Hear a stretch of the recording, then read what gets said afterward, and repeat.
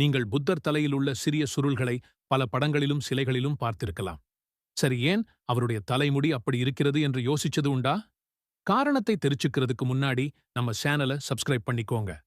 ஆன்மீக விளக்கப்படி புத்தர் தலையில் உள்ள சிறிய சுருள்கள், அதாவது ஸ்னேல் ஷெல் கர்ல்ஸ், ஞானத்தில் அவர் உச்சமடைந்து விட்டார். எனவே அவர் தலைமுடி சுருள் போல இருக்கிறதாக கருதப்படுகிறது. இது அவருடைய ஞானம் மற்றும் ஆன்மீக எழுச்சியை காட்டும் ஒரு புனித அடையாளமாக உள்ளது. சரி, அடுத்து பாரம்பரிய கலை விளக்கம் என்ன சொல்லுதுன்னு பார்க்கலாம்.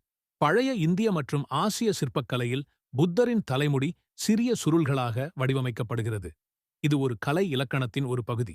சில படங்களிலும் முடியில்லாமல் சுருள்கள் அல்லது சிப்பி வடிவமான முடி எனவும் வரையப்படுகிறது. அடுத்தபடியாக பாரம்பரிய புராணக் கதைகள் மூலமாக இதை எப்படி சொல்லுறாங்கன்னா, ஒரு பழமையான புராணக் கதையின்படி ஒரு நாள் புத்தர் நெடும் தவம் செய்தபோது வெயிலின் தாக்கம் அதிகமாக இருந்தது. அந்த நேரத்தில் 108 நத்தைகள் வந்து அவரது தலையை காப்பதற்காக ஏறின என்று கூறப்படுகிறது.